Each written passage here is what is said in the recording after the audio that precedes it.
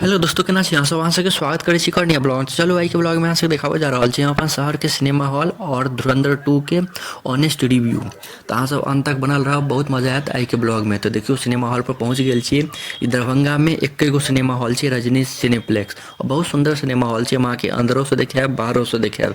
तो देखियो ई धुरंधर 2 के पोस्टर सब लागल छै, आई लाइन लागल छै टिकट के लेल। इम्हर बैसऽ के जगह छै बहुत सुंदर सब। देखियो कते लाइन लागल छै टिकट के लेल। ऊपर में स्टिकर सब लागल छै, अथी पोस्टर सब ऊपरे में चलै छै। पहले साहिल सिनेप्लेक्स सेहो चलै छलै, ओ बंद भऽ गेलै। अब रजनी सिनेप्लेक्स एके गो चलै छै आ पूरा दरभंगा में एकेटा छै। आ चलू अहाँ सबके लऽ चलै छी पार्किंग दिसन। पार्किंगो देखा दै छी, बहुत सुंदर छै। बहुत बड़का एरिया में पार्किंग फैलल छै, आराम से गाड़ी वाड़ी लगा सकै छी। सिक्योरिटी फुल। आ इम्हर बैसऽ के सेहो जगह छै, देखै छी एकदम बढ़िया फुल टाइट छै सब चीज व्यवस्था। इम्हर 20 रुपया लेत मोटरसाइकिल के, 10 रुपया लेत साइकिल के, 40 रुपया लेत चारि चक्का के। तो आराम से तो देखियो पार्किंग कऽ सकै छी। एखन खाली छै, सब धीरे धीरे एतै। हम कनी जल्दिए पहुँच गेलिए, बहुत हम एक्साइटेड छलिए धुरंधर 2 मूवी देखऽ के लेल। तो चलू अब अहाँ सबके लऽ चलै छी अंदर के तरफ। एखन टाइम छै, एखन 11 बजे से हमर शो छै। तो अब 11 बजे में एखन समय छै। अब अंदर जेबै तऽ अंदरों के हम देखायब, बहुत सुंदर छै। अंदर में सीट व्यवस्था, साफ सफाई सब चीज वहाँ सबके देखायब। और मेन मूवी देखला के बाद अहाँ सबके रिव्यू बतायब जे अहाँ सबके फिल्म देखऽ के चाही कि नहीं देखऽ के चाही। तो चलू अंदर चलै छी। देखियो अब अंदर आबि गेल छी, आब ऊपर चलै छी। ऊपर में छै सिनेमा हॉल, ओके अंदर चलै छी। देखियो सीढ़ी पर दऽ कऽ जाके छै। तो एहि दऽ कऽ चलू चलै छी। इम्हर देखियो एड सबके लेल पोस्टर सब लागल छै, गोल्ड हाउस ज्वेलर्स। इम्हर मिरर छै फोटो वोटो घीचऽ के लेल। अब ई हॉल छै मेन। आब चलू नीचा के अहाँ सबके व्यू देखाबै छी। देखियो कते सुंदर नीचा के व्यू छै। अपन सब भीड़ लगेने छी टिकट के लेल। आ टिकट आइ के नहीं छी, काल्हि के लेल टिकट सब लेते। आई के शो के टिकट पूरा सोल्ड आउट छै। इम्हर अपन सजावट सब छै, फोटो घीच सकै छी। और चलू एहि दऽ कऽ सीढ़ी दऽ कऽ ऊपर जायवला छै। ई दूगो पोस्टर लागल छै धुरंधर के।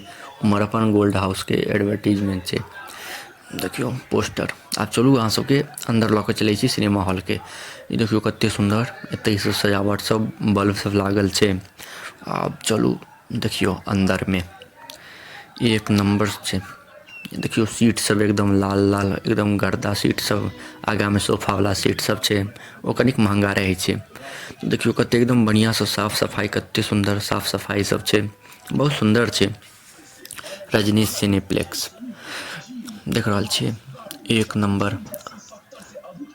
बहुत धीरे धीरे लोग सब आबि रहल छै फिल्म देखऽ के लेल। एते भयंकर छै फिल्म, की बताउ अहाँ सबके। तते क्रेज छै फिल्म के। देखियो हम अपन सीट पर बैस रहलिए, हमर सीट नंबर छै 12। आब बढ़िया सीट भेटल छलै। अब देखियो इंटरवल भऽ गेलै, एकदम सब भीड़ लगेने छै खाय पियऽ लेल। हम आब मिडिल क्लास के आदमी की एहिमे एते महंगा खेबै। तऽ घरे से खा पी कऽ आयल छियै। आ खत्म हेतै मूवी, ओहिके बादे खेबै। तऽ अहाँ सबके हम एखन की बताउ रिव्यू। एखन तैयो बता दै छी, रणबीर कपूर के एते भयंकर, रणबीर सिंह के एते भयंकर एक्टिंग छै, की बताउ। ऑस्कर वाला एक्टिंग, ऑस्कर लेवल के एक्टिंग छै। इम्हर देखियो सब लाइन लगेने छै खाना पियऽ लेल। 4 घंटा के मूवी छै, सबके भूख लागिए जेतै। तो चलू अंदर चलै छी, मूवी खत्म हैत तहन अहाँ सबके फुल रिव्यू बतायब। तो देखियो चलू चलै छी अंदर। आब कनी देर में शुरुए हेतै। हमरा लागल 2 गो इंटरवल छै, लेकिन एतऽ सब कहलकै नहीं एके गो इंटरवल छै, 4 घंटा में एके गो इंटरवल। तो चलू अंदर चलै छी। आब खत्म हैत तो ओहिके बाद अहाँ सबसँ भेंट करै छी। तो देखियो मूवी आब खत्म भऽ गेलैए। आब चलू अब अहाँ सबके बाहर लऽ चलै छी और बताबै छी केहन की मूवी छै। पहिले बाहर निकलि जाइ छी।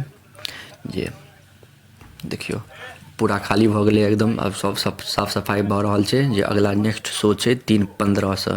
हमर 11 बजे से 3 बजे तक के शो छलै, अब 3:15 के शो छै। तो ओहि लिए साफ सफाई भऽ रहल छै। चलू अब बाहर। इम्हर देखियो टॉयलेट सब छै, एहि दऽ कऽ बाहर चलै छी। आब अहाँ सबके मेन मुद्दा के बात बताबै छी। धुरंधर 2 मूवी मतलब ऑस्कर, एते भयंकर मूवी छै की बताउ अहाँ। जे धुरंधर अगर देखने हैब ना, तो धुरंधर के बाप छै धुरंधर 2। रणवीर सिंह के लेवल, ओ बाप रे बाप, गर्दा एक्टिंग केने छै, गर्दा मूवी छै। अहाँ सब अगर नहीं देखे गेल छी देखऽ लेल तऽ जरूर जाउ। हम किछो स्पॉइलर नहीं करब अहाँ सबके, और रील्स कनी कम चलाएब, नहीं तऽ रील्स पर पूरा पता चल जाएत स्टोरी। तऽ अहाँ सब जल्द से जल्द जाउ देखऽ लेल। बहुत सुंदर मूवी छै, बहुत नीक लागत देखऽ में। तऽ जाकऽ जरूर बताएब अहाँ सबके केहन लागल। और मस्त मूवी छै, हमरा तऽ बहुत नीक लागल पर्सनली। और ई एक्सपीरियंस करऽ वाला मूवी छै सिनेमा हॉल में, तऽ जाकऽ जरूर देखब। अहाँ सबके एते देर तक देखऽ के लेल धन्यवाद।